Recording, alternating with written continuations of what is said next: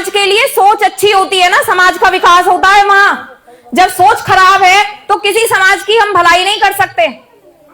और ज्यादा भाषणबाजी से काम चलता नहीं है आजकल, क्योंकि आजकल जनता, पहले की राजनीति आज की अलग है। आज ज्यादा समय तक आप पागल नहीं बना सकते किसी को कि हर बार भाषण का लॉलीपॉप दे जाओ जनता को और जनता पीछे चलती रहे हर बार।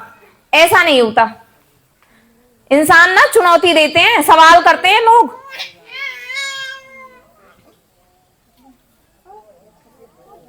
बहन जी जब उत्तर प्रदेश में मुख्यमंत्री बनी थी,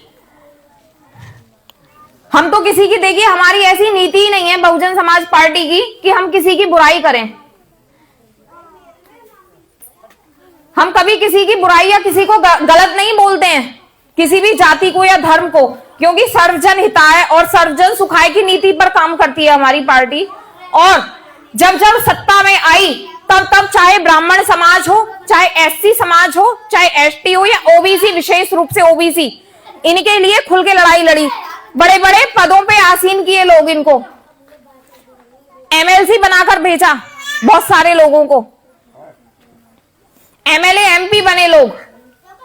और मुस्लिम समाज है, इसको ताज पहनाया। इसके जो जान माल की सुरक्षा की गारंटी है ना, जो आज ये सम्मान के लिए इधर उधर भटकते हैं मुस्लिम समाज के लोग, इनको सम्मान जो है वो सिर्फ बहुजन समाज पार्टी में मिला है असलियत में।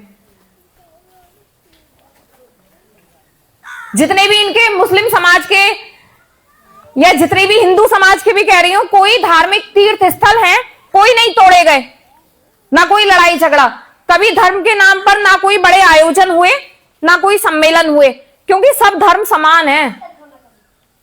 धर्म के नाम पे थोड़ी लड़ाना है लोगों को। लड़ाई तो हमारी शिक्षा के लिए होनी चाहिए, स्वास्थ्य के लिए होनी चाहिए, रोजगार के लिए होनी चाहिए, अच्छी पक्की सड़कों के लिए होनी चाहिए। भारत में पहले भी सब लोग रह रहे थे शांति से, तो अब क्या दिक्कत है एक साथ? कुल मिलाकर मैं ये कहना चाहती हूं कि हर जाति को, हर संप्रदाय को जो सम्मान मिला वो बहुजन समाज पार्टी में जितना मिला वो शायद दूसरी पार्टियां कभी नहीं दे सकती हैं। दूसरी पार्टियां वोट बैंक के लिए आपको प्रयोग तो करेंगी, समझ रहे हैं? वो साम दाम दंड भेद हर तरह की चाल चलेंगी जिससे कि आपकी वोट मिल जाए,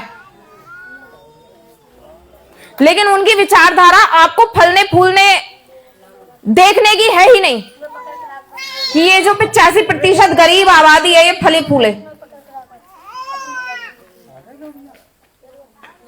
आपको तोड़ने के लिए, आपको एससी समाज को, ओबीसी समाज को तोड़ने के लिए वो तरह तरह के हथकंडे कर सकते हैं। वो काम भी करने के लिए तैयार हो जाते हैं कि आप सोच भी नहीं सकते।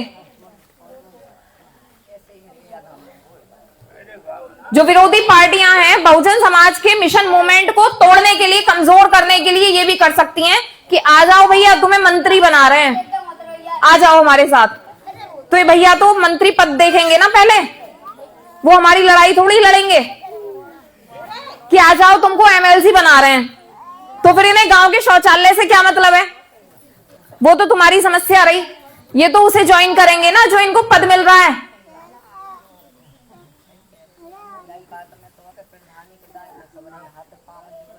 तो आजकल का जो समय चल रहा है ना, यहाँ व्यक्ति आजकल अपने व्यक्तिगत स्वार्थ में इतना लिप्त हो गया है कि उसको समाज की ज्यादातर परवाह रही नहीं है। और विशेष रूप से मैं अपने समाज के लोगों के लिए भी कहना चाहूंगी कि अपने समाज के लोगों से भी सतर्क हमें रहने की जरूरत है, क्योंकि 14 अप्रैल 1984 को बहन जी ने और मान्यवर साहब ने मिलकर बहुजन समाज पार्टी की स्थापना करी थी।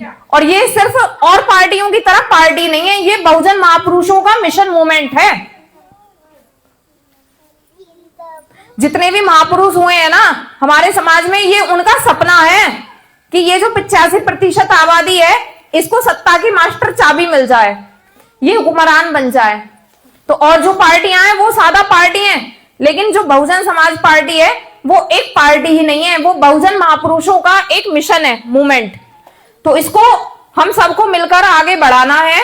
और अगर अपनी तमाम जीवन की दिक्कतों और समस्याओं को हम दूर करना चाहते हैं तो हमें कोशिश करनी है पूरी कि हमारे गांव में जितनी भी जाति बिरादरियां हैं, देखो ब्राह्मण हैं, उनसे हमें कोई दिक्कत नहीं होनी चाहिए। ठाकुर समाज के लोग हैं, उनसे भी हमें कोई दिक्कत नहीं होनी चाहिए, या होनी चाहिए? ओबीसी समाज है, वो भी अपने भाई हैं। जब हम आपसी भाईचारा अपनी तरफ से अच्छे शब्द प्रयोग करेंगे, अच्छा बोलेंगे उनसे, तो बदले में वही चीज हमें वापस होती है। इतना आप ध्यान रखें।